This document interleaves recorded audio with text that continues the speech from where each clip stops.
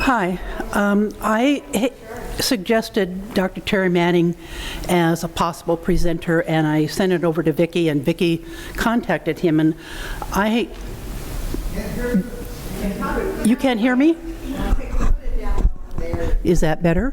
Yes. See, it sounded loud to me. Okay, so Dr. Terry Manning is a naturopath who in the Lake Oswego area. He comes with a lot of credentials, and most of it's in the newsletter, and you can read all about it. But some of the things that he focuses on non-surgical treatment of spine, joint, tendon, and ligament issues, and he's recognized internationally for his expertise in diagnostic and interventional musculoskeletal ultrasound, and serves as a subject matter expert in the field. He is president of the Naturopathic Orthopedic Medicine Academy, board member of the Oregon Association of Naturopathic Medicine, and a member of the Interventional Orthobiologics Foundation, and serves on the Oregon Pain Management Commission. And there's, again, read in the newsletter, there's a lot more about him. From a personal note, he has been my treating physician, and I have received treatment for my back and for my feet, and arthritis in my feet. My experience with Dr. Manning is one that he is very straightforward about what he can and cannot do for you. He explains it thoroughly. He is ethical and honest. He opened this, one time I went in for a treatment and my sister came with me. He allowed her to sit in the room and watch the whole process. And luckily for us all, she held her gasp reflex in tow during that time. So we appreciated that. So, from my personal recommendation, Dr. Terry Manning.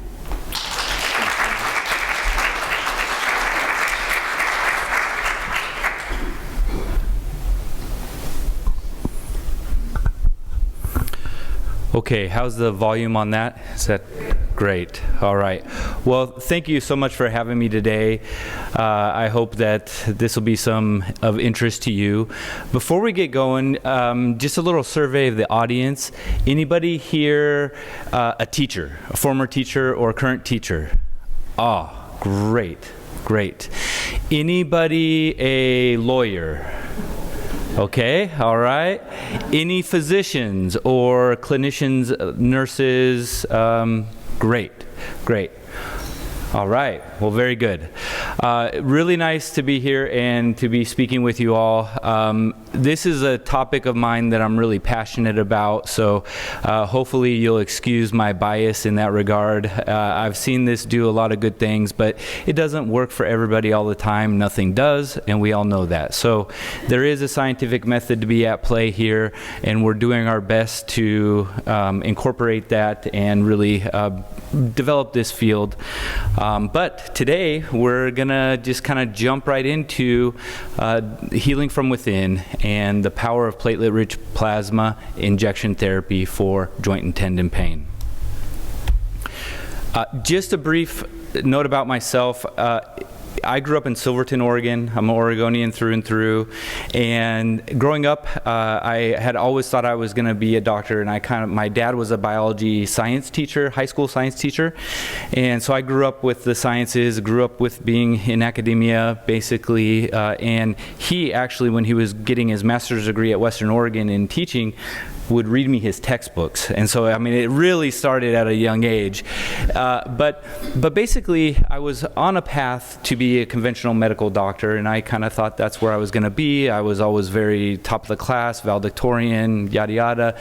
I went to Western Oregon and was still on that pathway, but to pay for my way at Western, my dad was a teacher. He had some means, but my parents were split, so single income, and he had 2 other kids. And so, we didn't have a whole lot of funding for him to pay for us and expect that for college. So I got a certified nursing assistant degree to help pay my way. So I worked on the weekends at a nursing home in Independence, Oregon, and then I'd go to school Monday through Friday the rest of the time. And as a CNA, if you look at like the hierarchy of medicine, you've got like expert neurosurgeon at the very top, and then you have like medical assistants, but then you have CNAs like at the very bottom, and that's where I started. And the thing is, it was great to start there, but the problem was I really saw under the wool's clothing, because the sheep's clothing, because we weren't treated very well. But not only were we not treated very well as staff, more importantly, the patients weren't. And that kind of broke my heart. So I had a little bit of an existential crisis about like, well, if this is what the conventional medical system does, do I really want to be a medical doctor and be part of this? Now, yes, sure, there are ways to make differences and change things from within, but I saw it at the ground level that I wasn't too satisfied. And then in addition to that, a couple years later, and so I worked all 4 years as a nursing assistant. I had a couple illnesses myself, and I wasn't particularly well treated by conventional medicine, and so I was just kind of disillusioned with the whole thing, even though when I graduated as the most outstanding graduate in the pre-professional track at Western Oregon, and had a great experience, but I had a lot of opportunities. There were a lot of things I can do, and I chose not to go to medical school right off the bat because I just wasn't sure it was a good fit for me. Well, much to the dismay of my father, though, I threw him a big curveball, and I went and decided I was going to get a degree in philosophy. I thought that maybe if I could help people to understand like what it is that we know, like our claims to knowledge as humans in our limited scope of senses and science, and there are limits of science. Science is great. It's a system. And I thought maybe if I could work from that, like maybe we could make some bigger changes. That was great. I learned a lot of cool things. I love philosophy, but when it came down to it, it wasn't very practical, not a very good way for me to help people the way that I practically wanted to help them on the day-to-day. A lot of good information, and it still informs me today, but not no offense to any philosophy or humanities professors. I didn't see myself just kind of lecturing to 100-level philosophy because they're there because they have to take it to get their major.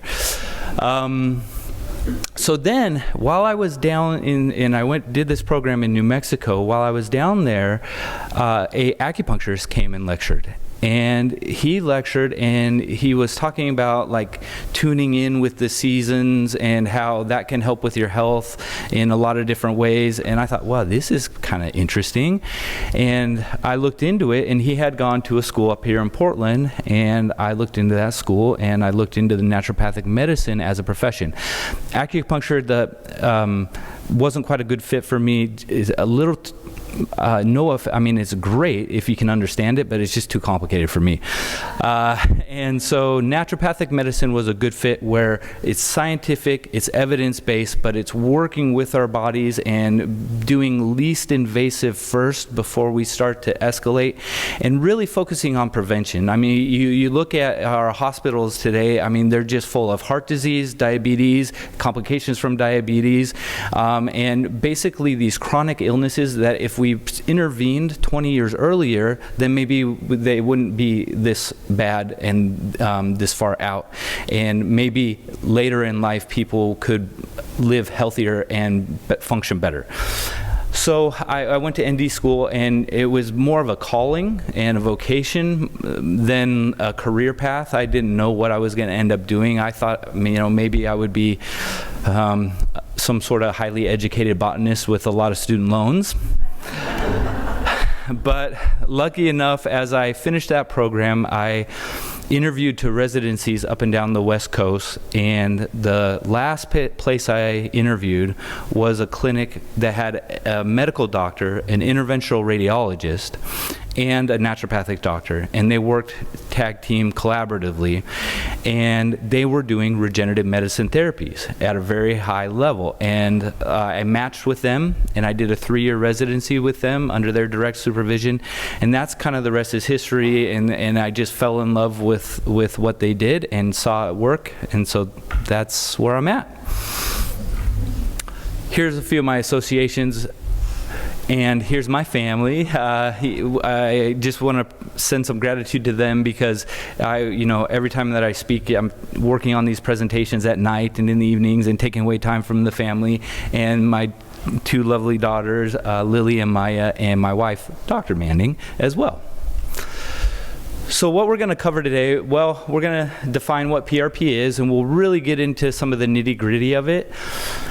Then we'll talk about the basic science of PRP as a therapy. Then we'll look at what does a PRP treatment process look like. So we understand what it is, we understand why it might work, and then, okay, brass tacks, what does it look like to get this therapy delivered? And then we'll look at specifically what types of conditions it might be good for, safety and compliance, evidence, case studies, and then some future directions. I hope we can get through all of this and give it all its due justice, but I think we got enough time. So what is PRP? Platelet-rich plasma is a concentrated preparation of your own blood that contains a higher than normal number of platelets, and these are the cells that help with tissue repair and support healing. So in our blood, we have a lot of different things floating around in there, and platelets are one of them. But the thing is, if you draw a milliliter of blood, we know that there's a certain amount of platelets at baseline.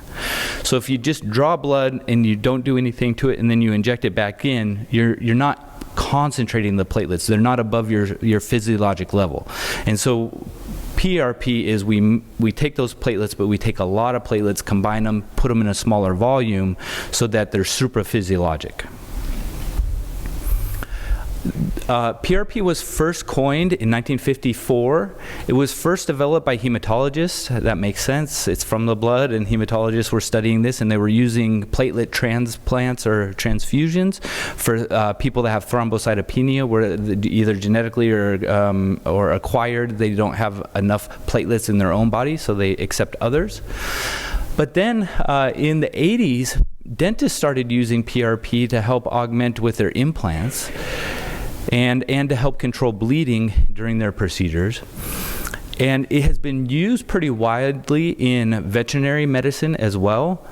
Just last week I spoke at an equine conference, and there's a lot of money in these race horses and show horses, and they use these things, and we share notes and share data, and it's really quite amazing. The key about the veterinary link is we think to more of a degree than in humans at least, that the horses don't have a placebo effect. They're either performing or they're not. And if the one thing that changed was an injection, then maybe the injection is why they're performing now.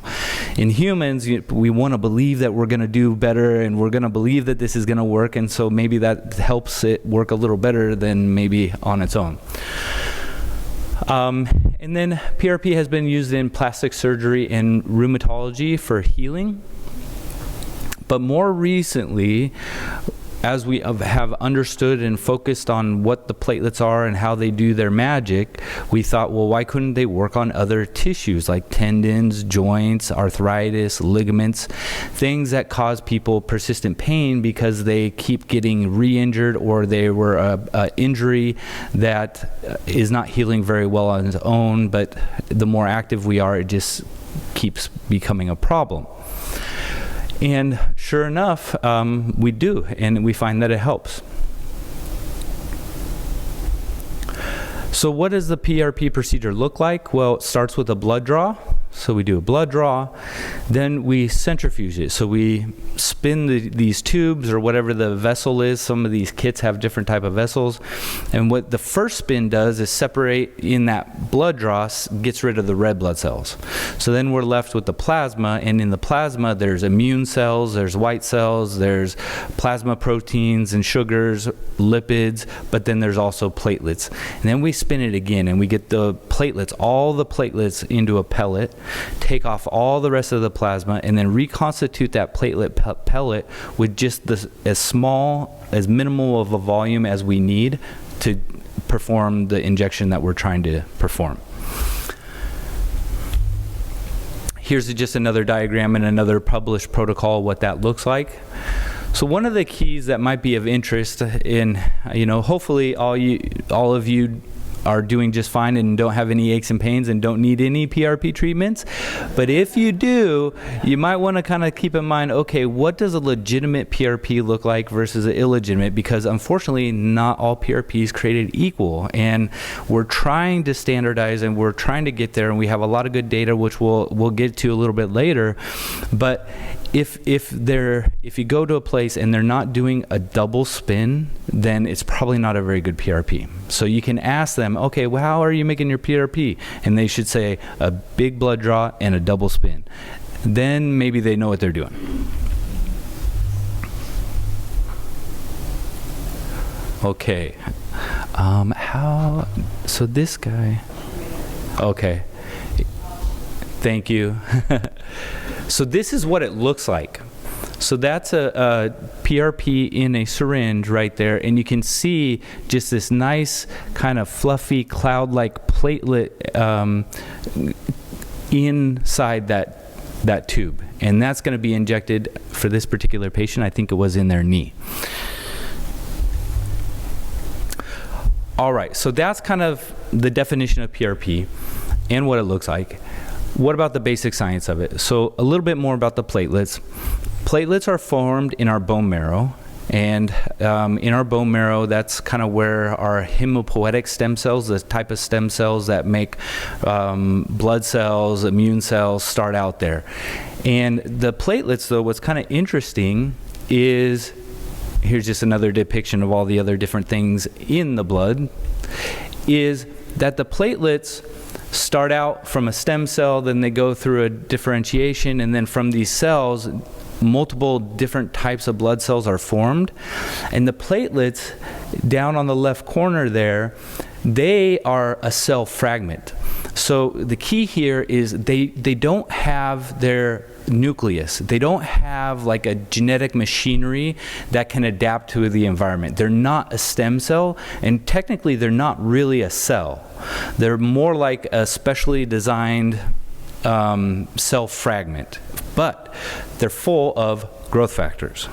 So instead of similar cells like the red blood cells carrying oxygen across the body, the granulocytes that help fight off infections and things like that, the platelets are the part of our blood that helps us to heal and stop bleeding. So they are produced from the bone marrow. They circulate in the blood tissue in an inactive form. When they interact with certain either proteins or collagens or injuries like tissue factors, then they become active. And when they become active, they release growth factors. And the platelets have a lot of different growth factors. In fact, we're still trying to quantify exactly how many. Some publications say 500, some publications say 1,500. So we don't really know, but it's a lot. And they have a whole host of different mechanisms depending on which that growth factor is released. The key point is, though, once they're activated, they form a platelet plug that stops bleeding, but that's not their only job. Then those growth factors initiate this healing cascade, and that results in tissue healing and the resolution of the wound. And we know this, and we've known this for a long time. This has been a really important part of our textbooks, especially in surgery, about the skin healing and wound healing. And the wound healing happens in a predictable timeline. And this timeline is all orchestrated by the platelets. One thing to note here, though, is that it's a long timeline. It takes about a year for tissues to fully heal and to regain all their strength after they've been injured. So when we're thinking about using PRP as a therapy, it's going to take a while. And sometimes you kind of have to wait. And you just got to keep waiting to let the platelets do what they are meant to do before we make any decisions about if the therapy worked or not. That's just how our bodies are. Here's some more information about the types of growth factors that are in platelets. Some of the key ones are VEGF. So the platelets actually initiate a local transient blood flow. So they produce new vessels near the area of the injury that are temporary. They come, so they bring more blood flow, so they get more platelets, so you get more nourishment and more healing, and then once it's healed, they go away. So it's pretty cool. But they also have things like fibroblastic growth factor. The fibroblastic growth factor, fibroblasts are what give rise to collagen, and it's the collagen that makes up our tendons and ligaments. And so they have a bunch of different growth factors, and in particular, growth factors that could be of interest and use for the musculoskeletal system. Here's a diagram showing different types of cells, and these types of cells are cells that are involved in our musculoskeletal system, whether it be for cartilage, whether it be for bone, whether it be for tendon, ligament. But all the kind of fancy words with the arrows pointing, those are different platelet growth factors and where they interact on these local cells. So they're very supportive for basically all the types of musculoskeletal tissues that we have. So when we inject the platelets into an injured tissue,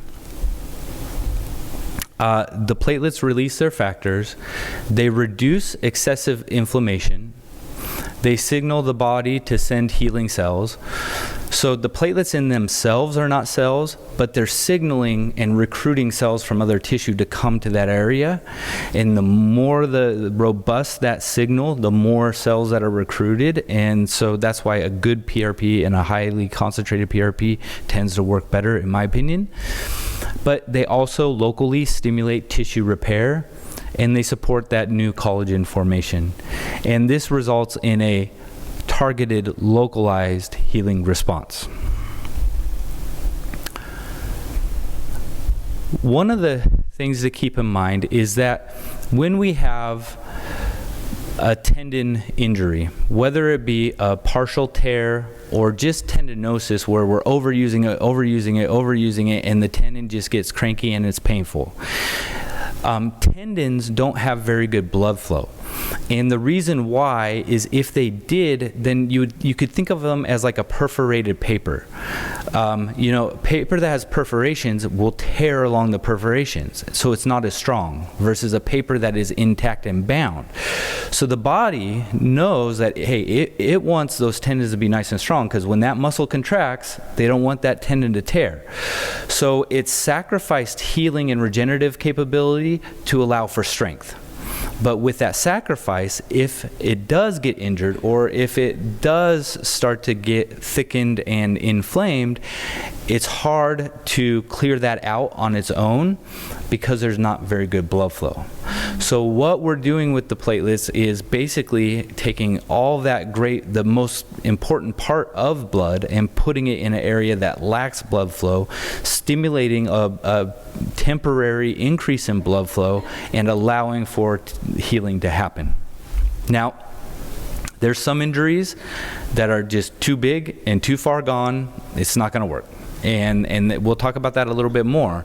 But there's a real nice sweet spot between, people that cortisone's not a good option, but surgery's not a good option either, but they're still in pain and they'd like to be doing better and they'd like to be in less pain. And that's where PRP shines.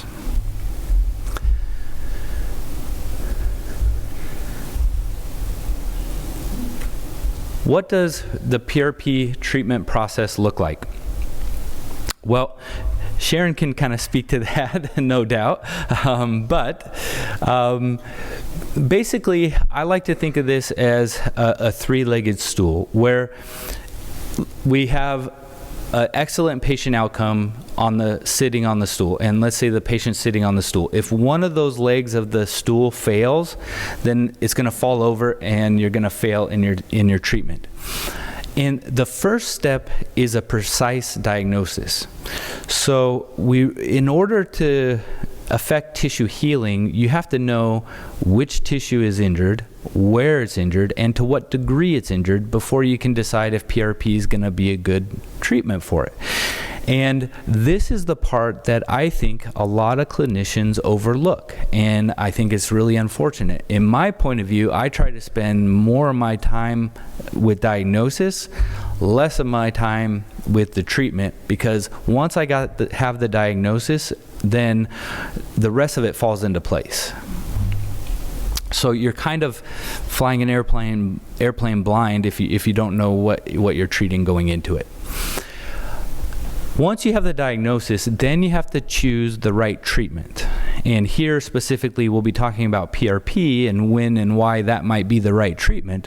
But there are other treatments available, and this should be a shared decision-making process between the patient and the doctor about what would be the best and what might help meet the patient's goals, rather than kind of a dictation or the doctor says this is it and that's the way it's going to be.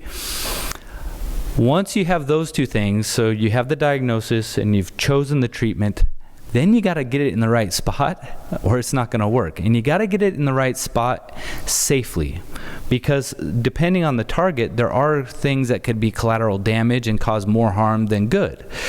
So that's where using the appropriate image guidance and tools to get the therapy in the right spot to accomplish the task come into play. So you really have to have all three of these happening simultaneously for you to have a chance of, or at least a high and reproducible chance of success. So as someone in this field, this is my underlying clinical philosophy of what I'm thinking through when I'm evaluating a patient, but this is also what I'm teaching, and I'm teaching other clinicians about this, and also educating the public about it so that they have a better idea of what it looks like to have a legitimate experience with these types of therapies. Not to be too defensive, but I don't know, the general opinion. I'm in regenerative medicine all day, every day, and so I am kind of blinded but biased. But I do know that there are people that are potentially taking advantage of the public because of some of the hype regarding this. And one, I'm a philosophy guy, and that's very unethical. But two, it's bad for the field as a whole. So I'm really trying to up-level this so that we can do this more reproducibly and be more ethical about it. So if you've ever had yourself or friends have had failed PRP, well, sometimes it fails, but also, maybe their clinician just wasn't doing a particularly good job of one of these three phases of getting a good outcome. When it comes to precision diagnosis, the tools that we have are our clinical history. So when the doctor's asking you all the questions, does it hurt when you do this, or when did it start, and have you tried PT, they're thinking through a lot of different things, but oftentimes as I'm asking my patients these questions, they'll kind of give me some pretty darn good hints to what the diagnosis is. In fact, they might even say it, and so that helps a lot. So listening to the patient to begin with is a really important part of the diagnosis. A lot of people just kind of, have you fill out some check boxes, and then once you're in the room, they look at your MRI or something, and then they have the plan already made up without really hearing the story. And I think we're missing a lot of valuable information with that. Then we have our physical exam. That's where we have you do all these tests to see how things are functioning. For me, that helps with diagnosis, but the statistics on those are not very good. But the thing is, they do help me to rule out any sort of red flags, like something that is bad and probably getting worse, that, hey, we don't have time to mess around here. We need to get you to the appropriate treatment sooner rather than later. We have labs. For regenerative medicine, these are not too particularly helpful for the musculoskeletal system unless there is a concern for things like an autoimmune condition or gout or things like that. But imaging is crucial. But not all imaging is created equal either. Just reading the radiology report from an MRI Great, the radiologist did a good job, but how well does that correlate with the patient that's sitting in front of me and their particular pain? Not particularly well. So it's one aspect of a bunch of information that the clinician should be processing through to come to a conclusion. What I like is using diagnostic ultrasound. That is really helpful, especially for musculoskeletal conditions, to help me get to a diagnosis sooner rather than later, because I can scan a particular issue, tendon, ligament, joint, and see a lot of things right then and there. If I don't have the answer with that, then we proceed to more imaging and more investigation. Another thing that can be done is diagnostic interventions. So this is where, okay, let's say somebody has low back pain. The three most common underlying causes of low back pain are degenerative disc disease or a disc injury, facet joint arthritis, or sacroiliac joint. Okay, well, all three of them can look pretty darn similar, and all three of them can cause similar types of histories and pain patterns and responses to physical therapy. How do you know which one it is for each particular patient? Well, sometimes you can get some subtle clues, but oftentimes what I'll do is I'll take my first best guess and I'll numb that particular joint. If I think it's an SI joint, I'll inject under image guidance precisely into somebody's SI joint, numb it for about 8 to 10 hours, ask them to go do the things that would normally cause them to have pain, and if it was gone or changed significantly during that time, then we know it's the SI joint, it's not coming from a disc. Okay, then we can move on and we have our diagnosis. So those are particularly helpful too. So sometimes you might have a clinician that says, hey, we gotta really focus on the diagnosis. We're gonna try a couple injections. They're not gonna give you long-term relief and they're not gonna be magic, but they're gonna help me help you in the long run. And that's what they're trying to do. Just a little bit of evidence here. I mentioned the diagnostic ultrasound as being one of my tools to help me. If you look at the statistics for comparing MRI to diagnostic ultrasound for rotator cuff pathology, rotator cuff is in the shoulder. The rotator cuff is a group of tendons that move the ball of the shoulder around the shoulder blade and the body. And when we look at the number one cause of people that come to the doctor with shoulder pain, it's usually to do with a rotator cuff. There's a few other things going on, but it's usually one of those rotator cuff tendons. Well, when we look at the evidence of ultrasound and MRI, you can see that ultrasound is very sensitive and very specific, almost as good, I mean, not statistically significantly less good than MRI. What about ultrasound though? How much does an ultrasound cost? Yeah, maybe like $100. How much does an MRI cost? Well, like $1,200. So we can get to an answer quicker, less expensive, and we have the stats to prove it. This image, I just wonder if I can get this. No. Okay. I'll give up on that. That's all right. That's all right.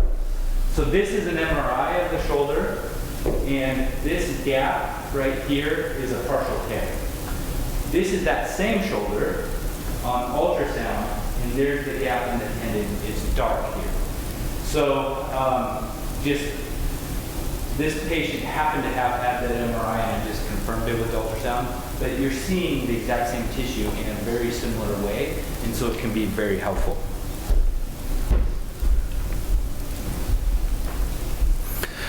Okay, so I kind of alluded to this a little bit, but I just wanted to explicitly say it though, that you know, some people might say, I don't need an MRI because my thumb is more reproducible than an MRI because I can poke and it hurts and that's the spot and I know it. I'm telling you, I don't have a study that shows that, and I'm telling you, I can poke in a lot of places and in the same places on a lot of people and it always hurt because there's a nerve that runs there close to a bone.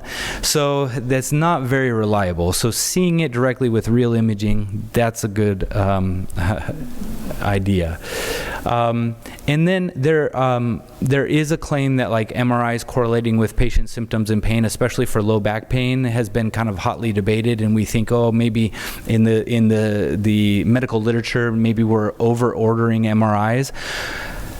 I can see where that comes from, but I will say that having seen more and more and being able to intervene very specifically in very specific spots, you can correlate them, but you need to use those diagnostic injections to help. Maybe the MRI isn't 100%, but it can point you to the first right step, next step, pretty well. And then if somebody's trying to sell you a PRP, or even things like stem cells, like that's not the topic for today, but there are things like stem cells that are kind of similar to PRP, and sometimes that term is conflated, even though they're very different. If they're trying to sell you that and sign you up for a big package that costs thousands of dollars and whatnot, without having a real clear discussion on what the diagnosis is, don't go back.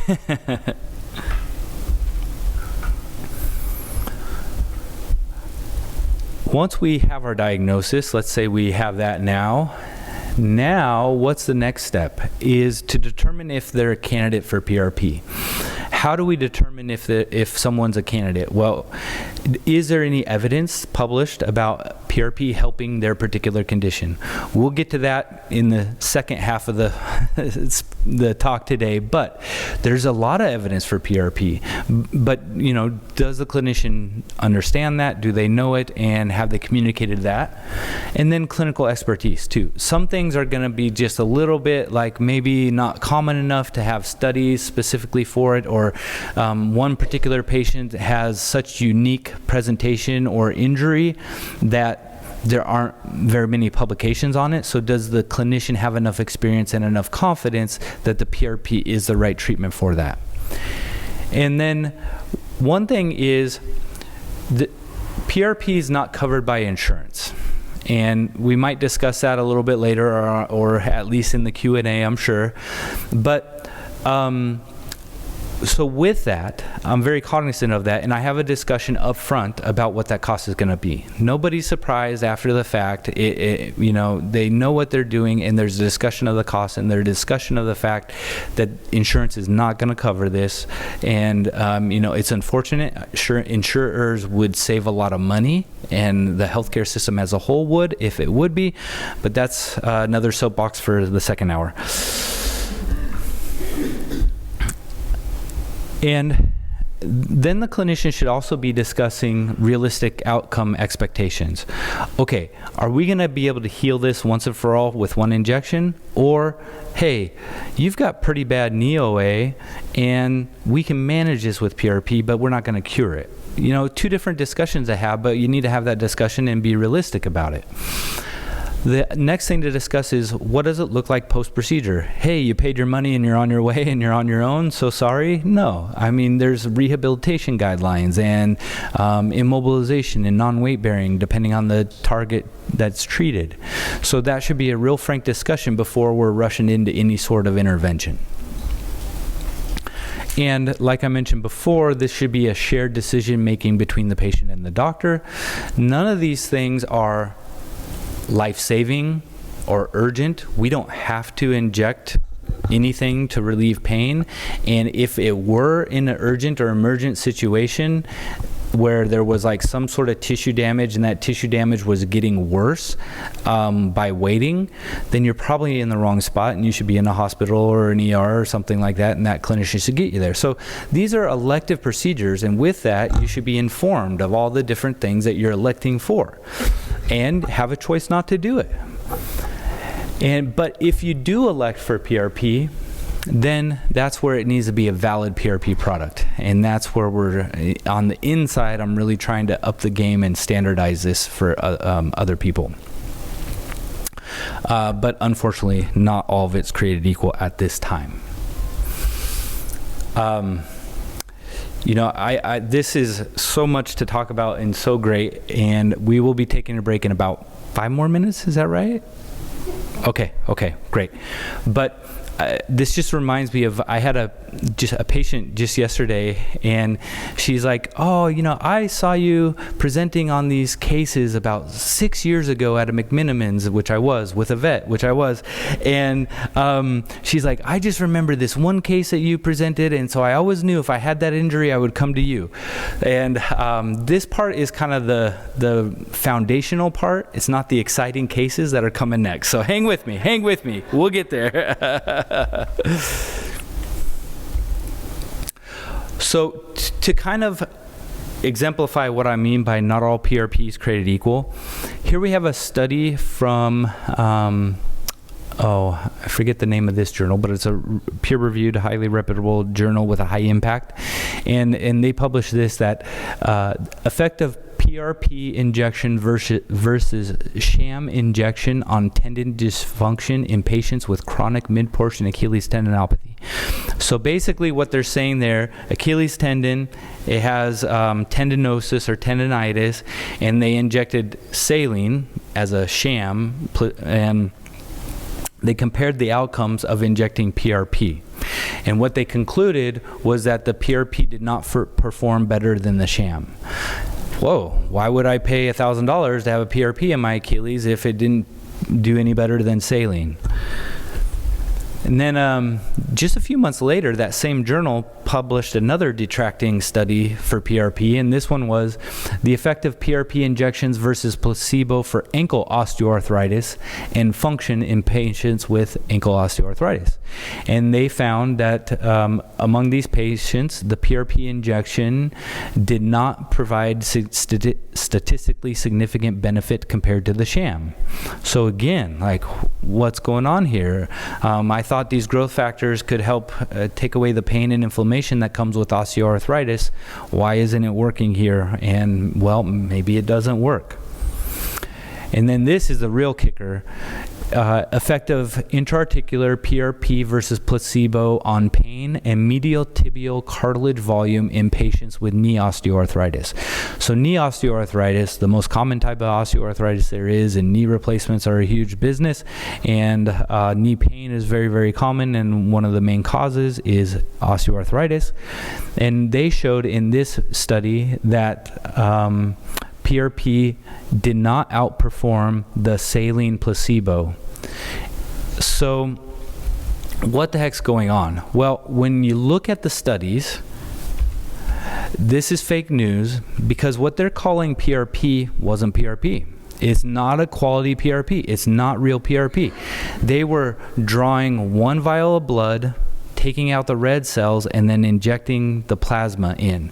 They weren't concentrating a higher volume all into a small volume. And so basically, if you look at like the physiologic baseline, let's call that 1, they were injecting 1. They were 1 to 1. Whereas true PRP is like at least a 5, probably hopefully even a 7 times the normal baseline for it to be effective. And so what was kind of really interesting about this is it really seemed like this particular journal had a vendetta against PRP, and they were really trying to squash it. And these are really well done studies, really good study design, but the intervention was not a true PRP. So there was a group, though, that replicated. So this final study of the NEOA, they replicated that exact same thing. The only difference was they used a good high-quality PRP, and that PRP was, I think on average, it just depends person to person what their starting platelet count is, about how the concentration is, but on average it was 6.3% times the normal baseline. And what they found was, in patients with NEOA, not only was PRP superior to the sham saline, but it was effective at achieving 2 years of symptom relief. But the real big kicker here is that it slows the progression of osteoarthritis. Now, when you have a degenerative condition like osteoarthritis, the thought is it just gets worse and worse and worse with more time. And even if you throw other things at it, like taking ibuprofen or doing a cortisone injection, it's still going to continue to get worse and worse on its own. This study showed that it slowed it. So what's going on? What's the difference between the two? Well, this is real PRP, and that's why it worked. Real PRP can work and doesn't work for everybody, but a bad fake PRP isn't going to work for anybody. So that's kind of where this field, we need to do a better job of getting this evidence out there and standardizing it.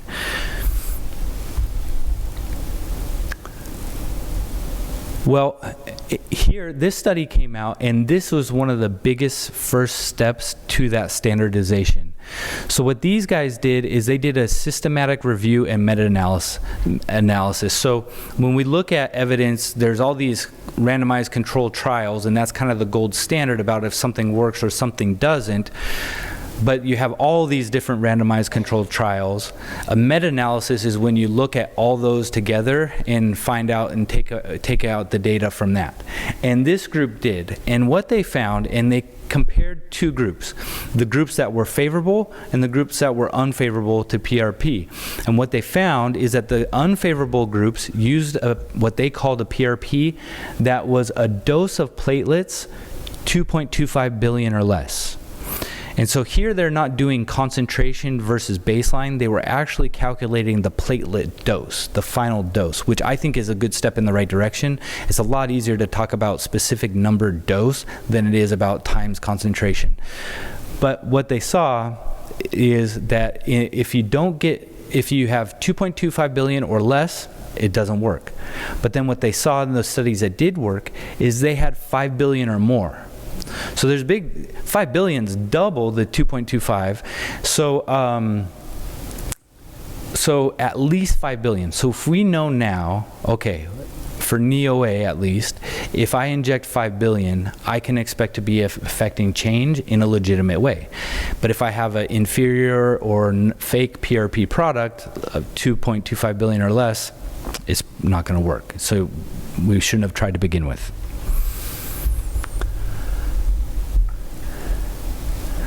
To kind of look at what, as a comparison of a legitimate PRP versus an illegitimate PRP, to get that 5 billion final platelet dose, you usually need to start with a 60 ml draw.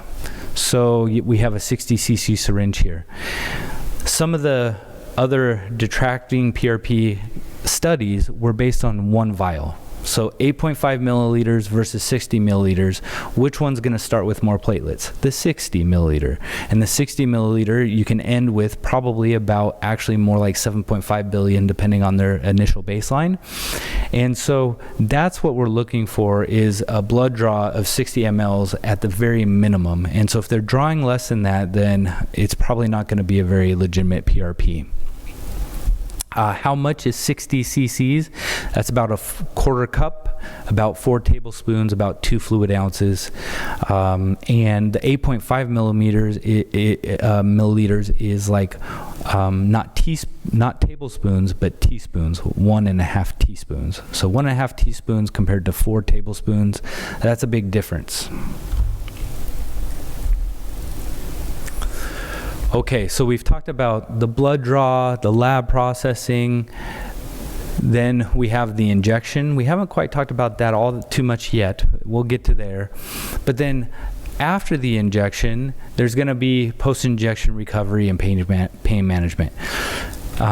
Sticking a needle into an injured tissue tends to make it not be too happy for a while, let alone increasing blood flow and temporarily increasing inflammation into the area. It's going to get maybe more swollen and more stiff and more sore and more painful for a period of time before it gets better. Well, we need to protect you and prepare you for that and give you some tools to help you overcome that and manage it while that's happening. And so that should be a real important conversation to have if you're electing to have one of these types of treatments. So the injection portion, this is where safety has the biggest effect, right? So we want to get the therapeutic agent to the right spot and get it there safely. And there are ways to inject things by palpation, basically by touching on a bone, feeling for bony landmarks, feeling for anatomical landmarks, and then advancing a needle and kind of hoping for the best. And those can have collateral damage, but also you have a very expensive product that needs to be in the right spot for it to work really well. And how do you know if you're in the right spot? By doing it that way. Well, so that's called palpation or landmark-based injections. Nobody's been more accurate doing that. Doing those, you're potentially unsafe. There's little diagnostic value if you do it that way, and it tends to hurt patients a little bit more and for longer, and so the patients aren't too happy if you're just poking, oh, it hurts there, and just jamming needles in. So there's a different way to do it, and you can do this by using image guidance, whether that be ultrasound, where you can see the needle in real time go directly into the diseased part of the tissue, or for certain things you have to use x-ray guidance. And the x-ray guidance, you especially for spine, can put the needle in the right spot, and you confirm where you are using some contrast, a little bit of dye, so you see how it's flowing and what it's doing. So this is just an example of a procedure suite having the x-ray and the ultrasound, so you can do both at the same time. Just for the sake of numbers and statistics and evidence, we have studied the palpation-based approach versus the ultrasound-guided approach, and obviously the ultrasound-guided approach is much superior in accuracy compared to the palpation, even though some of those things, like the AC joint, this little joint on the top of the shoulder, is so superficial, and you think you could feel it just fine, and you could put a needle in there and you wouldn't miss, but you miss 2/3 of the time. I mean, it's pretty amazing. This is what it looks like. So the top image is a extensor tendon on the elbow, and we see the dark spots in that tendon, and those are partial tears in the tendon.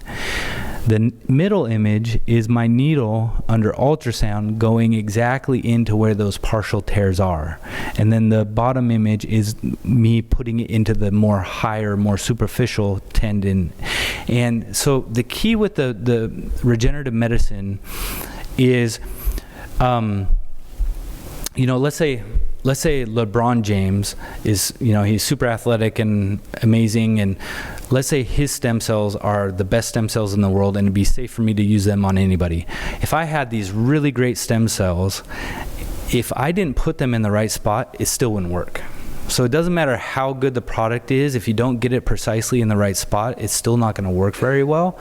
And so that is just showing the fact that we can put it right in the defected tendon. Yes, please. So this is a meniscal tear. This is in the knee. On the left is MRI showing that. And then on the right here, my needle is going to come in on the meniscus, and what I'm injecting, there's the needle, that little bright spot. You'll see, there's bright fluid going and tracking exactly along the tear. So that's just an example of what it looks like to be precision guided. Right along the tear there, Here's an example of injecting into a hip. Sorry for the volume there. You'll see the needle tip and then flow, injecting and covering the hip joint. We'll kind of, just for time's sake, we got a bunch of these. I just love these, but they're not particularly helpful. Here's an example of injecting an ACL in a knee, and this is using X-ray to do that. Okay, so even though it's a knee and not spine, you still have to use X-ray to be able to see it properly, because you can't reliably see it on ultrasound. There's just some other examples of needle placement for spine injections. One last thing before we take our break. Sorry, I went a little further than I expected, but for the post-injection management, we want to support the natural healing. Things that compromise or sabotage that are taking some over-the-counter medications like ibuprofen, Aleve, aspirin. So we don't want to take those, and we don't want to use ice. And so a lot of people are just told, oh, yeah, put some ice on it and take an Advil. Well, for these, we don't. So we can use Tylenol and we can use heat. We can use some other pain management medications if we need to, but they can't be anti-inflammatory. We want the inflammation to happen, and we want it to go to the completion. If we take those medicines to stop the natural inflammation, then we might not heal very well. Okay, let's take a break, and I'll save the questions for the very end if that's okay.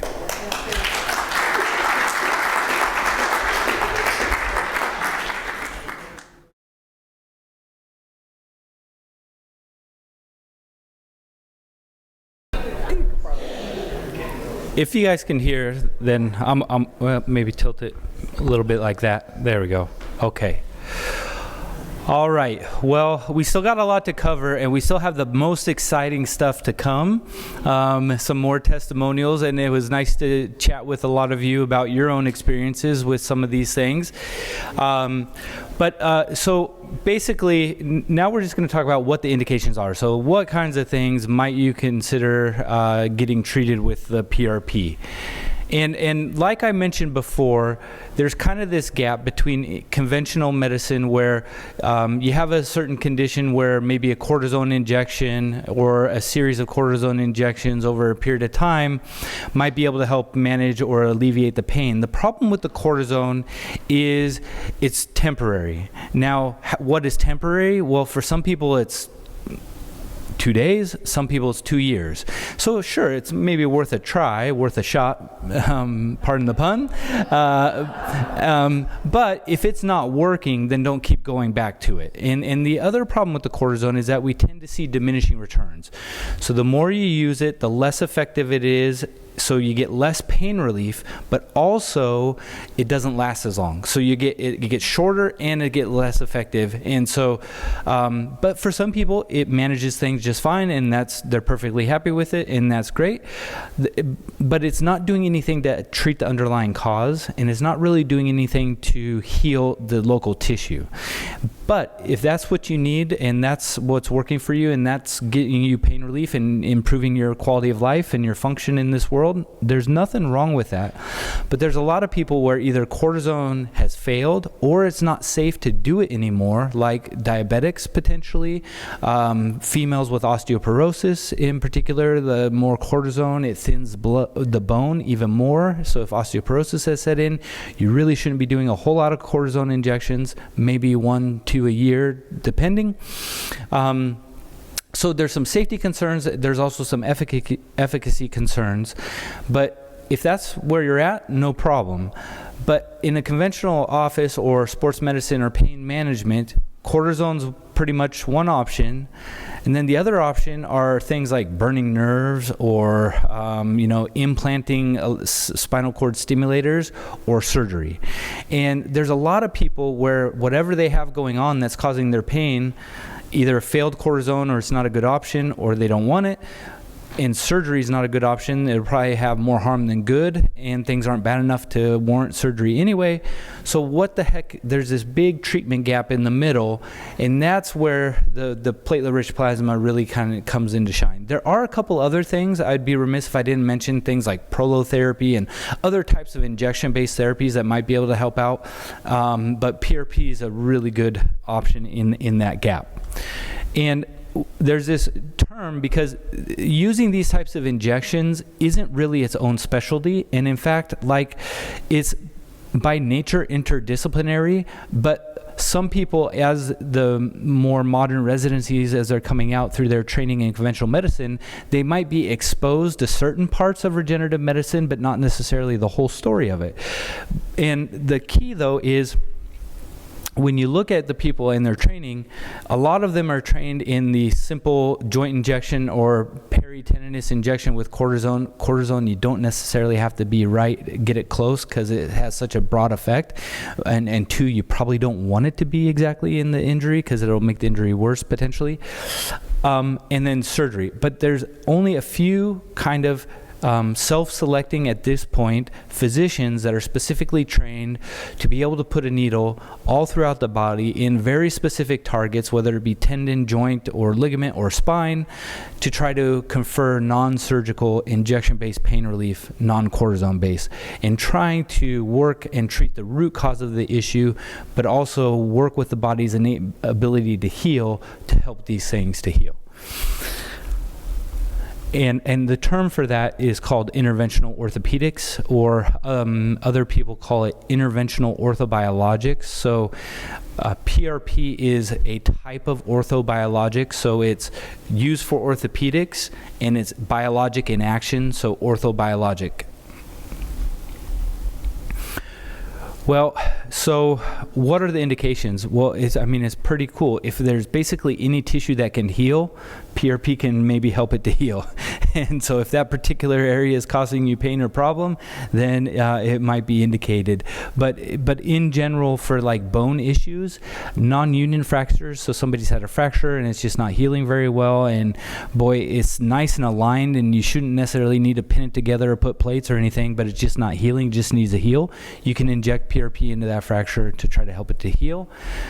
Avascular necrosis of the hip. Avascular necrosis of the hip is a big problem, particularly with oral cortisone. So there's cortisone that you can inject it locally, but there's also cortisone that you can take orally. And there's this well-known complication, even though it's thought to be rare, but so many people take oral cortisone, it happens kind of frequently, where the blood supply to the ball of the hip bone gets compromised. And so the hip bone itself starts to collapse and basically die. And there's this brilliant French surgeon that 30 years ago started seeing this problem and seeing this in his population. And he thought, okay, why are we replacing these hips when it's not an issue of loss of cartilage? It's not an osteoarthritis issue. It's a bone marrow issue. What if we help the bone marrow to regenerate by injecting healthy tissue into it? And sure enough, he did, and he saved a lot of hips. So PRP, even though it's from the blood, can help bone to heal.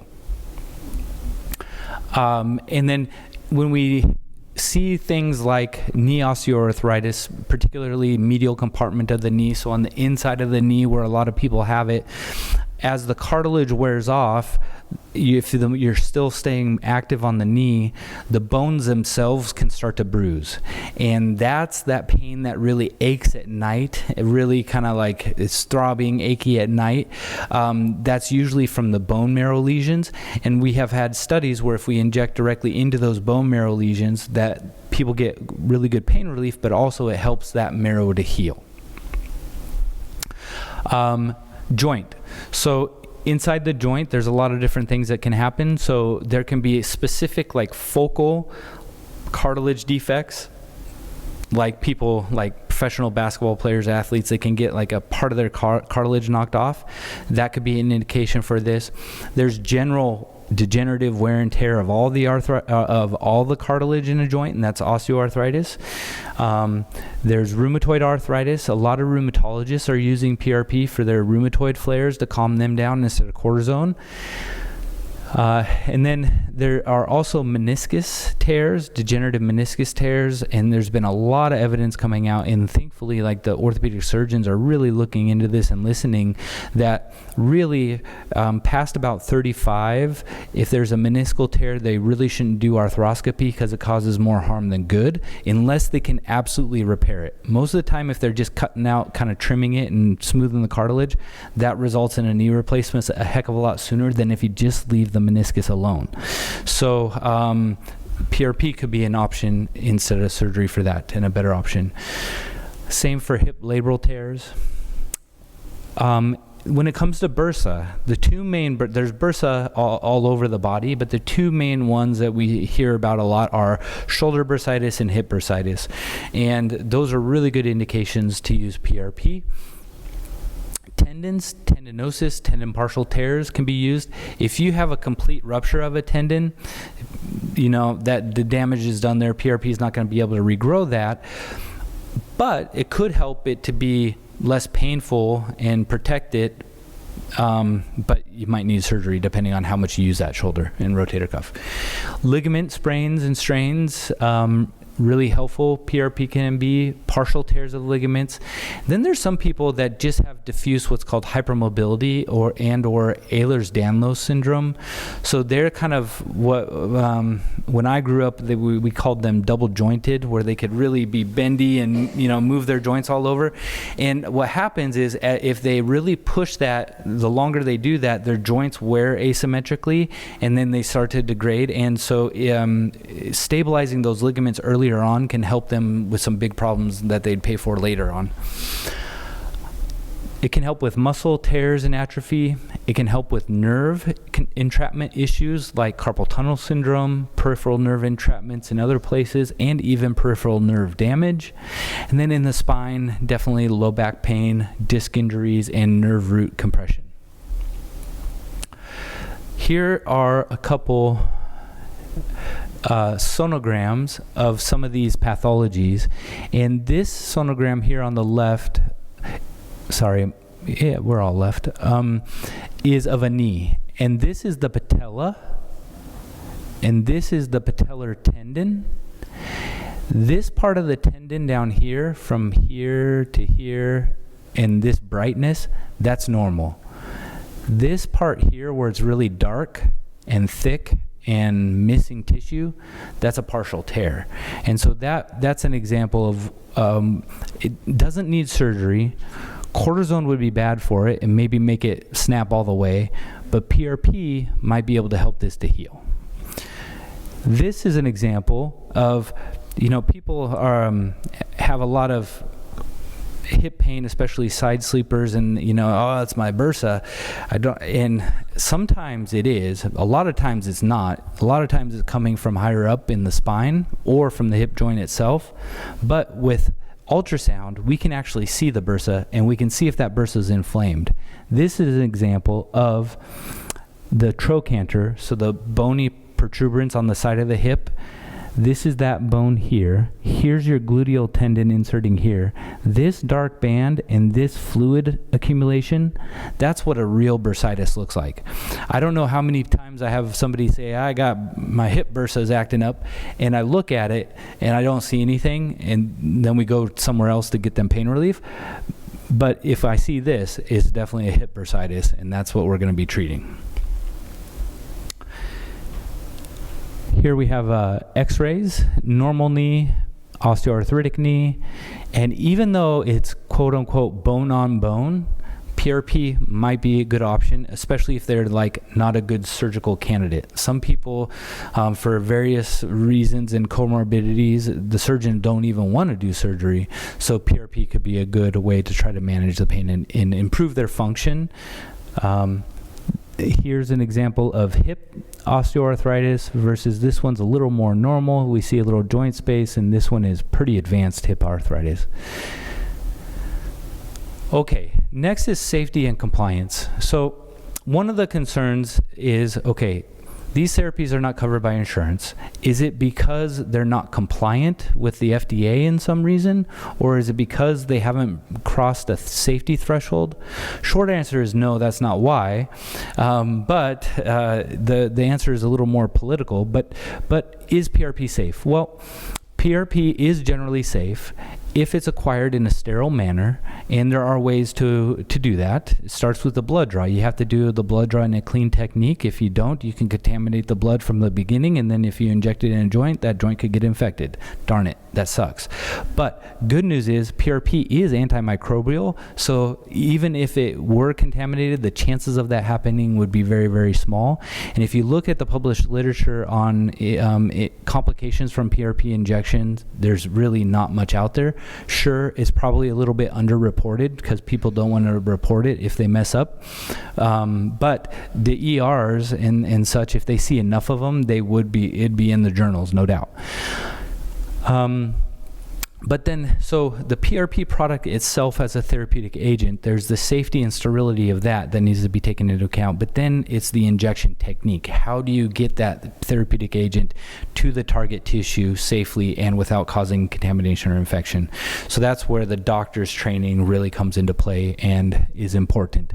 And this is also where using image guidance is really important, because if we inject these platelets like into a vessel, particularly like a smaller artery, maybe even around in the neck per se, and it got into one of the vessels that go into the brain, we could cause a clot and cause a stroke. And you don't want to do that. There have been some reported cases of that, very, very rare, but they weren't using proper image guidance. In fact, the only cases that I've seen where people have had a stroke from a PRP injection in the neck are when the doctor was not using image guidance. They were just using the palpation base. So if you're using image guidance, the chance of a complication should be very, very, very, very, very low. But the one thing that really could happen is a joint infection. Joints don't have very good blood flow. That's why they don't heal, and that's why they stay painful. But also, without much blood flow, they don't have very good immune surveillance. So if there happens to be contamination that is brought into a joint, then it will tend to be infected, and that could be a problem. And if it happens, you can have irreversible tissue damage to that area and need to have a surgical replacement. What about compliance? Well, the FDA has a real clear stance on this, and they have a real big guidelines and laws about compliance of human cells and tissue products. And so when we talk about things like stem cells, that's different. PRP from the blood, the FDA has a different mindset on that, but it still falls under this entity.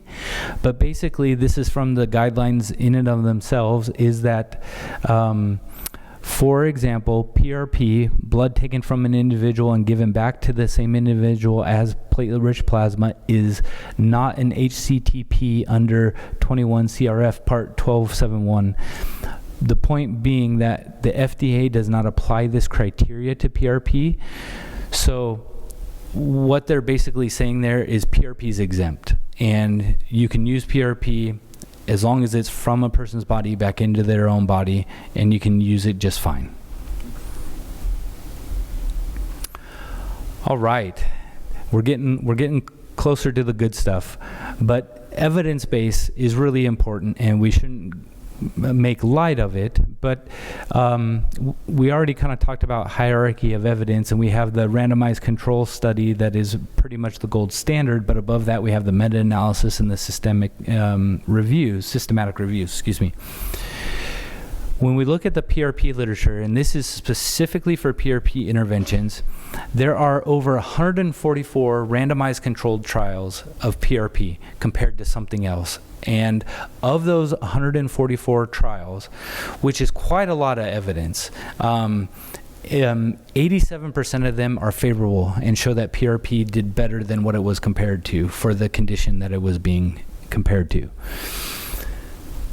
And that's more level 1 evidence than most of orthopedic surgery.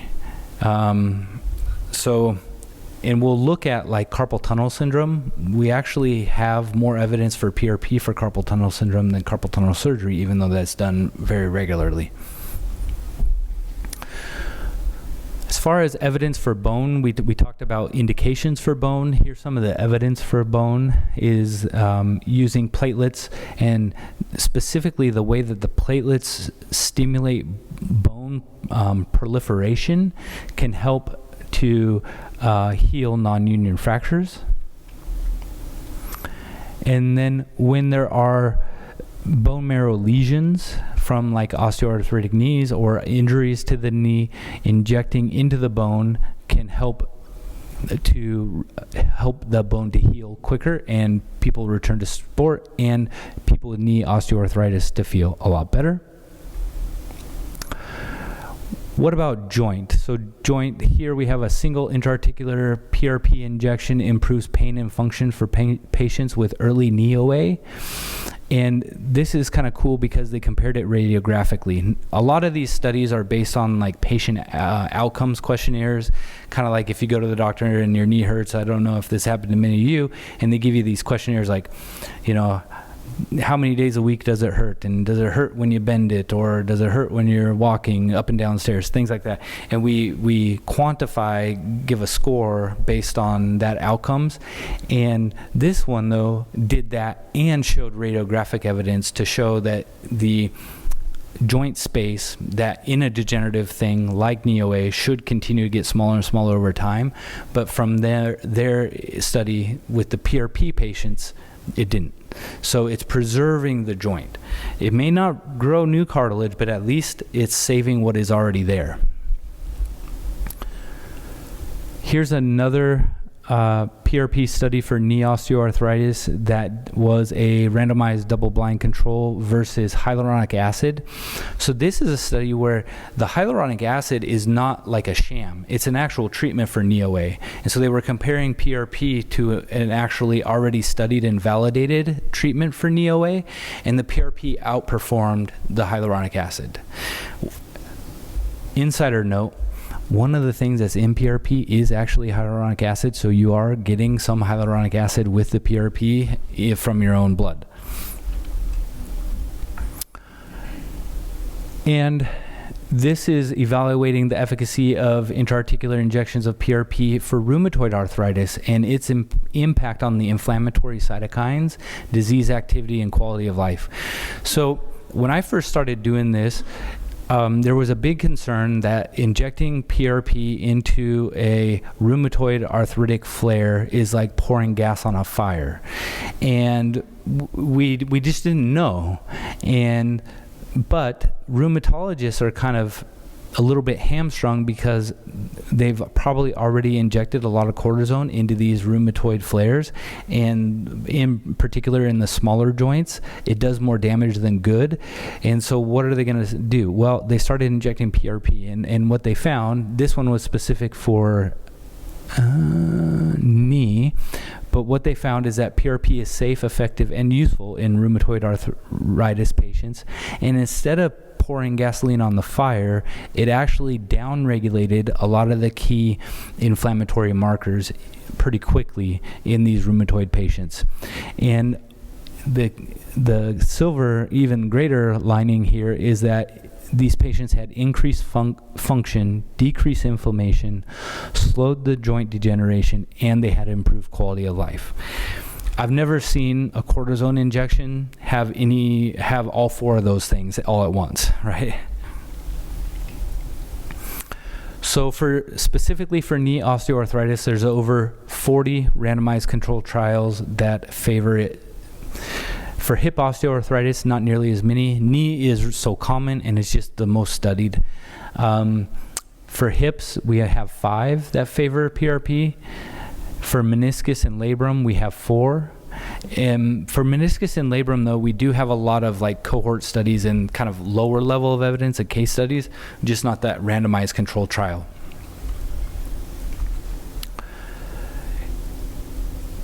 So PRP, I wish I could make this claim. I'm close to being able to, but I'm not quite there yet. But the idea is, can PRP be disease modifying? So like we talked about before, this is degenerative. It is going to continue to get worse on its own, even if we do other things to get for it. Can PRP stop that degenerative cascade, preserve the tissues that are there? And there have been a lot of evidence that show that it can preserve the cartilage and even sometimes temporarily increase cartilage thickness, reduce inflammation, and preserve and prevent osteophytes. So one of the things that happens in an osteoarthritic joint is as that cartilage is wearing and worn out, the bone starts to produce more bone, and those bones become bone spurs. And it's actually part of the natural mechanism of the body, because what the bone is trying to do is trying to grow more cartilage, but it can't grow it fast enough from all the wear and tear that we do pounding on our knees all day up and about. But what it can do is produce more bone quickly. Bone grows a lot faster than cartilage grows. And so it's growing more bone to try to protect itself. It's just, we know that unfortunately, because the cartilage is not there, that needs painful, right? So you can't fault the body for the osteophytes, but the good thing is the PRP can stop those from developing. What about for bursa? So for our hip and our shoulder bursitis, PRP is better than cortisone in multiple studies. Cortisone's kind of the, the conventional treatment that happens every day in a lot of offices. When it came to the trochanteric or the hip bursa, PRP reduced pain, improved function, and had more durable pain relief than cortisone. What about for tendons? So for tendons, there's at least 35 randomized controlled studies. Things like rotator cuff partial tears, gluteal tendinopathy, Achilles tendinopathy, medial and lateral epicondylosis, so the golfer and tennis elbows. PRP has actually a lot of great evidence for this. And then what about for ligament? Well, plantar fascia isn't quite necessarily exactly a ligament, but it's really similar to it. And we have a lot of good evidence that PRP can help for plantar fasciitis. And one of the key ligaments that has a lot of fame is the ulnar collateral ligament in the elbow. And that's the ligament, the Tommy John's ligament. So the baseball pitchers, when they're throwing, they can injure that, and then they had to have the Tommy John surgery. And there's this world-renowned surgeon, James Andrew, the Andrews Institute. They do a lot of these baseball and football players now, quarterbacks. And they themselves... this is actually James Andrews. He's like the fifth author on this. He's recommending PRP for about 90% of his ulnar collateral ligament injuries and not the surgery. So it's a pretty. There's only like one type of ulnar collateral ligament injury that does require the surgery. The rest of them, they do PRP. So a lot of good evidence coming out, and a lot of good mainstream evidence coming out on PRP for ligament injuries.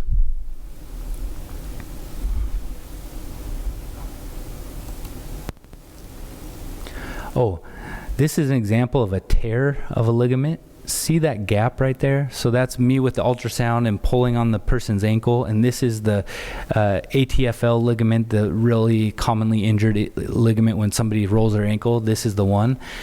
That's an example of you can see it.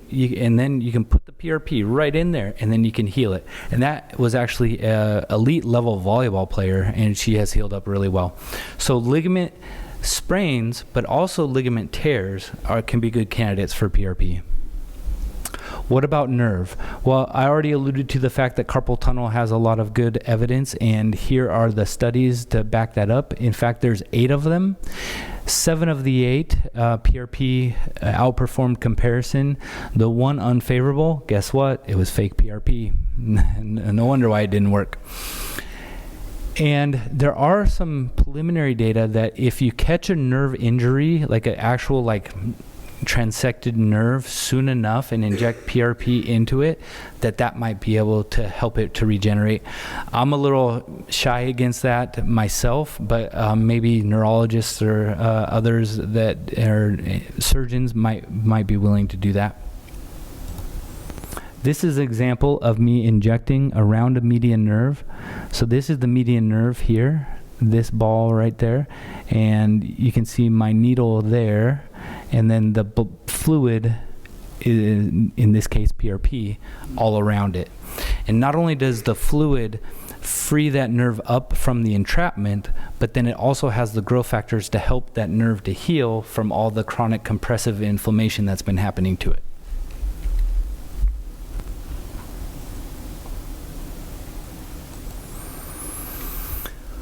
And then what about for spine, like low back pain? Well, we have some of these kind of specialty groups, and these are conventional specialty groups that have published data on safe, ethical, and responsible use of orthobiologics, and such as PRP, for low back pain, and they have shown that there's at least 10 RCTs, 9 of which PRP is superior to the comparison. What is the comparison? Usually cortisone. And that it's effective for discogenic pain, degenerative disc disease, sacroiliitis, facet joint arthrosis, radiculopathy, so like sciatica or maybe piriformis syndrome. It can help with that. All right, here comes the fun part. So this was a 50-year-old male that had a teenage son that's into go-karting, and one weekend he was lifting the go-kart back into the truck. Boom, his back went out. Not only did his back hurt, but then his leg went numb, and he had a hard time walking. And then as that kind of calmed down, the back calmed down, but the leg was still weak, numb, and painful. And so he came to me after 2 months after the injury and was still having a lot of pain, 8 out of 10 pain, difficulty moving around, difficulty walking around. He had tried chiropractic care, physical therapy. He had had a pain medicine injection with interventional pain. He had tried ice, heat, medications. Nothing was working, and he was waiting to see the surgeon because he was convinced he just needed to have surgery sooner rather than later. Here are some of my exam things. The key point here, the stuff in the red, those are some of the things that, oh boy, maybe this guy does need surgery. But I talked to him, and I thought, maybe we have time to try this, but we're going to keep an eye on these red flags, because if we do a therapy and they get worse or they're not turning around pretty quick, we got to get you to that surgeon. And he's like, okay, I'll take that. This is just an example of an MRI of the lumbar spine. This is an example of a normal disc. So this in here, this is the spinal canal. These little black dots, these are all nerve roots. This is the disc. So the white, this is called the nucleus, and the dark on the outside, that's called the annulus. When you get a disc herniation, this nucleus, the white part, squirts out and pushes through. It's like a jelly-filled donut that erupts outside and pokes through this annulus. So his MRI looked like this. See that that big herniation pushing on the nerve? No wonder why it was going down his leg. But also all that white just squirted out. I mean, it was gone. And that is a case where maybe you would want surgery. Here's the side view of it. It just occluded the whole spinal canal there. So what I did is I injected epidurally with PRP, and this is just an example of what that injection looks like. And here's the needle tip in epidural space, and then I'm injecting. And so even though it's an epidural, there's a lot of negative connotations with that. Pretty darn safe and easy, and the patient didn't really have much trouble with it. Here's my x-ray confirmation of the flow. So at 2 weeks, no improvement symptomatically, but when I examined him, all the red flags had resolved. So he was stable medically, but I still needed him to start feeling better to get the relief. But these things take time to work, as long as everything is safe. Then at 6 weeks, he came back 95% improved. At 3 months, it was pretty much resolved. And ODI here is Oswestry Disability Index. It's a score that we use for low back pain. So at 62 is pretty bad, and at 3 months post 0, that's what you want it. And I'm still waiting to see what that disc looks like post injection, but from 1 injection of PRP, he has been resolved of that leg weakness, leg pain, low back pain, and I'm hoping that that disc has resorbed. But even if it hasn't, if he's feeling that good, I don't care. I mean, he's fine. Here's another example. So this is a 46-year-old male with right knee pain and dysfunction. He had had a traumatic dislocation and fracture with 4 subsequent surgeries. He had tried PT, and he had a lot of because the arthritis was so bad, he had a lot of muscle atrophy around the quadriceps because he just wasn't using them. And this is an example of his x-ray. And the patella, how do I go back? The patella, this bone here, should be sitting in the groove here, but there should be space between this bone and this bone, but there's not. And you can see that it's just almost fused right there, and we got this big bone spur happening here. This is what it looked like on the MRI, and basically this is the patella, this is the femur. There should be a lot of space between those two, and that space should be filled with cartilage, but there's none. Well, here's what happened with him. So I had the PRP treatment, and the thing that I really was excited about that treatment was it was an opportunity for my body to kind of heal itself. There's so many things about taking certain medications or doing certain things, and I really loved the opportunity to figure out how could I use a more natural option and use my body as a way to basically facilitate the healing process. When I was 14, I was a freshman in high school, and one of my best friends landed on my kneecap, and my right patella shattered and dislocated. And from my freshman year to my junior year in high school, I ended up having 3 reconstructive knee surgeries. And so I went from being one of the top disc restorers in the nation to someone who just no longer compete at the level that I used to be. I thought that I was going to be destined to having arthritis and pain for most of my adult life. When I was in college, had a lot of pain, a lot of creaking, a lot of crepitus, walking up and down stairs, never got my full strength back. And one of the things that I always wanted to do is figure out how could I prevent myself from having to have a knee replacement down the road. I was always told that I needed a knee replacement, but I was too young. And when I was 30, I ended up having my 4th reconstructive knee surgery, a medial patellofemoral ligament reconstruction, and then also removed a lot of the past arthritis that was there as well. Decided I really wanted to just keep active, and so I started working out again. And so I was shocked when Dr. Manning saw my x-rays, and he said, holy crap, because my patella was in bad shape. I'm missing about 2/3 of it. I'm missing a lot of the articular cartilage also on my femur. And but since my procedure, it's actually worked out really well. I'm lifting weights in the weight room basically 6 days a week. My strength has come back. I am pain-free. And essentially, too, my body hasn't felt this good since I was in high school before my knee surgery. I'm doing 4 sets of 10 at leg press and 720, 760 pounds, doing squats. I do not recommend that. I've been doing for years. And also took up hiking again. So I just did the Grand Canyon 2 weeks ago and just found that a lot of my knee pain just went away. Well, actually, my naturopath said that Dr. Manning was one of the best in the area, and he actually suggested it. I think that one of the things that I knew that I was under the misconception that I was going to have a shoulder and knee replacement at some point. And so I was still, though, in being even like 44 at the time, I knew that wasn't necessarily an option. And so I was trying to figure out what could I do to basically deal with life and be able to still be active until I could have the surgical procedure. But at this point, as long as I continue being able to do what I want to do between lifting and swimming and hiking, I really think that I can go without having a replacement or a shoulder replacement in the future. So that was over 2.5 years ago, and he's still doing great, and I haven't needed to treat him again or even see him again. He keeps me updated on how he's doing. I'll speed through just a couple more of these.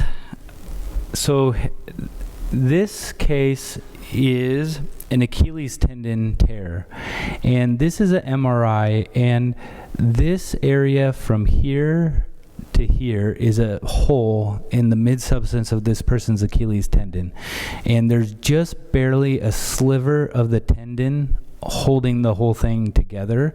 And this was an acute traumatic almost near rupture of the Achilles tendon, and I injected that tendon, and this is an MRI of that same ankle 1 year after I injected it, and you see that this is all dark, because that's what a normal Achilles tendon is supposed to look like on MRI. So you can heal really, really big, significant defects if you know what you're doing and you do it right and you put it in the right place.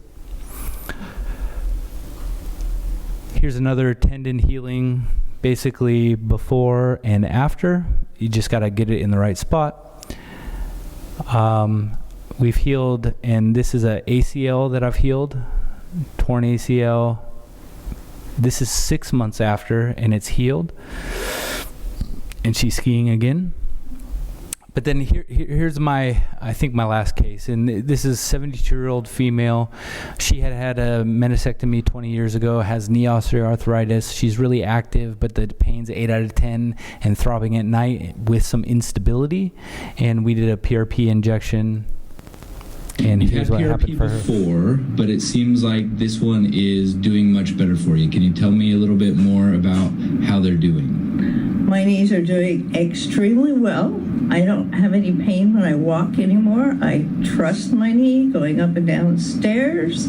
I incorporated exercise. I do a lot of squats. Completely happy.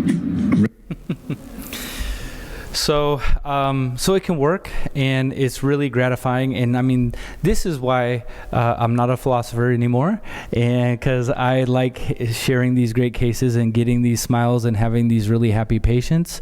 And even sometimes if it doesn't work as well as either one of us would have hoped it would, at least we had an agreement and we tried our best, and they know that was the case. Well, what are some of the future directions?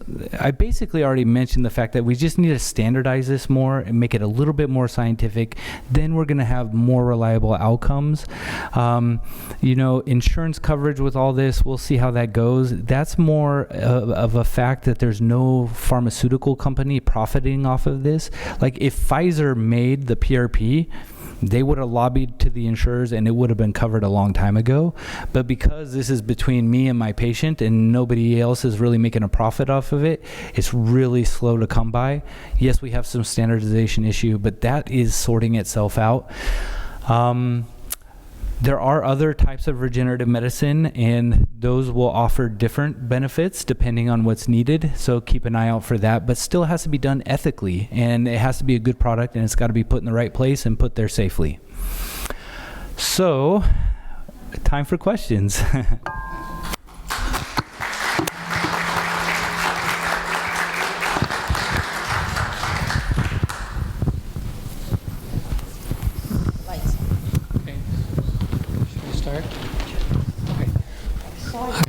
Hi, I'm Dean again.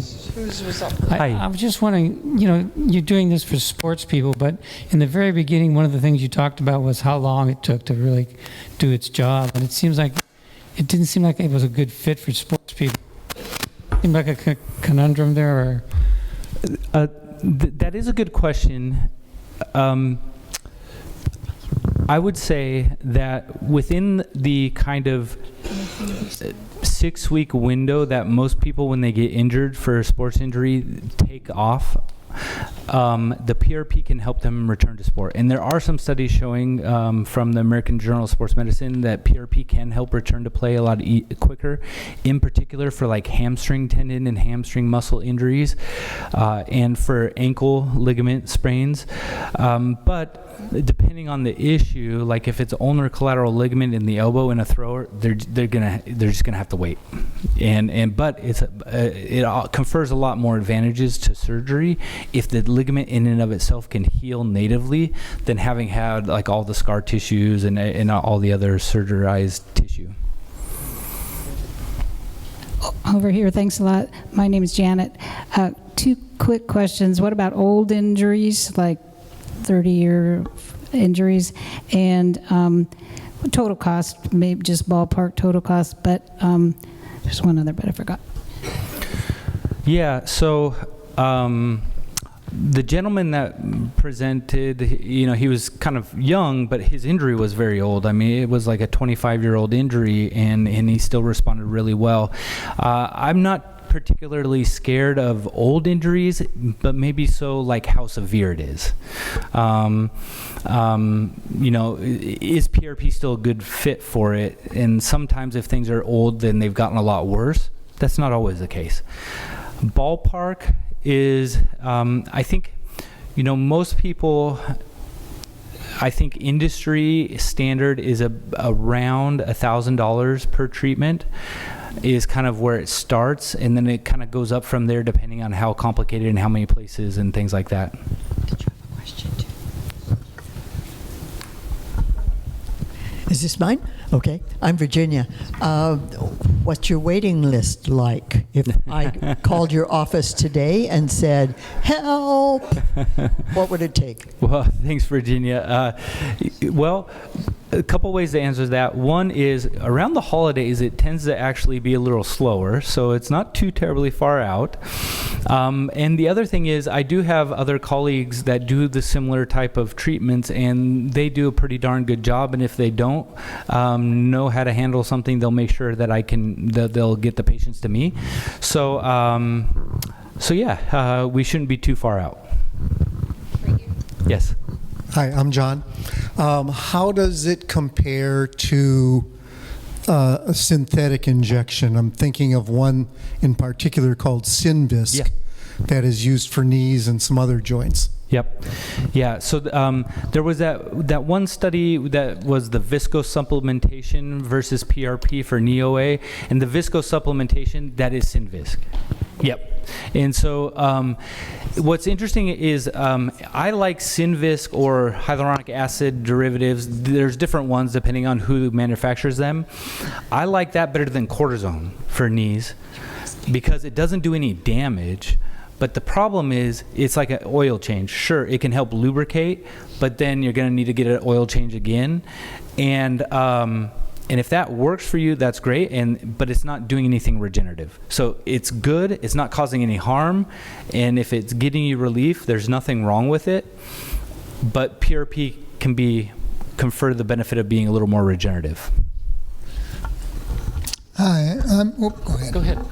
Hi, I'm Al. It seemed like there are very favorable results from the PRP trials with the shoulders and the knees and the hips.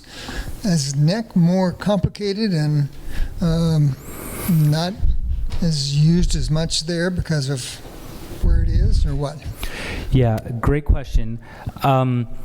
So I think, one, the neck is just harder to study. It's not that it's uncommon. I mean, it's real common for people to have neck pain. But we have a manuscript right now of over 1,200 patients that we treated with neck pain with PRP that we're trying to get published. So there should be more in the works. You're kind of nail on the head there. There's not a whole lot of evidence for it, but a lot of the times the cause of neck pain is the arthritis. And if you think, hey, it works for knee, it works for hip, maybe this arthritis just in a different spot, it should work there. There is a little bit of a problem because they are such small joints and small areas. Can we get enough platelets in there to cause a big enough effect? Our study, which you'll have to take my word for at the moment because it's not published yet, but did show that we can. Yeah. I've had it done. So like those old hair club for men commercials, like he was a client, not only the president. I've had these done myself, and luckily they've worked for me. And for me, I played sports, but I haven't had any real joint or tendon issues. But I had neck problems from football and low back problems, and I've had injections, and it's just done amazingly well for me, thankfully. My name is David, and so my daughter has hypermobility Ehlers-Danlos, and she's 44 now, so she's doing pretty well with it. But this was very interesting to me because she and I haven't talked about this. But if you take, my real question is, if you take 80 cc's, right, of blood, and you do all your distilling, your spinning, how many cc's go back in as a general rule? Right, great question. It kind of depends on the volume that can be injected in the target tissue. So for instance, like a knee joint, you can fit quite a lot in there, but in general, I'm going to put about 8 cc's. But so from the same blood draw, I'd put 8 cc's into a knee. But if I had like a base of the thumb joint, first CMC joint, I can only fit about 1. So I would have the same amount of platelets, but only in a 1 cc volume, because I can control that and fit it in there. Yep. I'm Mark, and I'm wondering, you talk a lot about tissue and tissue regeneration. What about a knee where the meniscus was removed? Well, then, I mean, was it, so there's, most of the time there's remnants of meniscus. Usually they don't take the full thing, all of it out. If they've done that, well, then that's not the problem anymore. It's either the instability, because there should be something in between those two bones taking up space and providing cushioning and support. And if it's not there, it's going to be wobbly, but also the cartilage is going to take a lot more damage from that meniscus being gone. So then we're not treating meniscus, we're treating the arthritis. This is Janet over here again. Oh, hi. Question about, it seems like the platelets that you inject would be flushed out so quickly that it wouldn't stick around and they'd be gone. And also, is your admonition about ibuprofen and ice, does that apply in other cases of inflammation or only after this kind of treatment? Great questions. The PRP, there's a couple real nuanced things that, and you guys are really smart, and I love this because you're picking up on it pretty darn quick, is for instance, like that Achilles tendon where there's a big gap in the tendon, I had to do some extra tricks to make sure that it stayed there. And so one of the tricks that I did was I actually allowed part of the plasma to clot, and then I injected a real thick fibrin and then put the PRP in there. And so there are some tricks to make it stay right then and there. So in tissue defects, you need to use those tricks. If it's like a joint osteoarthritis, it doesn't matter. You want them to just go throughout. The thing about the platelets, though, is they do release over about a 3-day period. But when you do combine it with some of that fibrin, it's more of a 10 to 14-day release. So we don't know yet if that extended release PRP is any better. I think it might be. So there are a couple tricks. And then, sorry, the second question? Oh, yeah. So I would say, I don't want anybody to suffer unnecessarily, right? But ibuprofen in the NSAID drugs, the non-steroidal anti-inflammatory medications, they work on a lot of different mechanisms that really aren't good for our own body's ability to heal. And so if you can get away with Tylenol, even though that might be maligned right now in the popular news, it doesn't interfere with the healing, at least in the way that we think is bad. So if you can get away with Tylenol, use that. And then ice, sometimes heat just stirs things up instead of calming it down. But I wouldn't do ice in isolation. If I were to do ice, which there is a time and a place for it, I would combine it with heat. So I would kind of do alternating. I would do like 10 minutes of ice, 10 minutes of heat, 10 minutes of ice, not just like 30 minutes of ice every couple hours. Yes. Is that cute little girl your daughter? That is my lovely daughter, Maya. Yes, thanks. She just is a kindergartner now, so she has a lot of questions all the time. Okay, I think that's the time we have. I want to thank you, Dr. Manning, for coming. It was great. All right. Thank you, guys.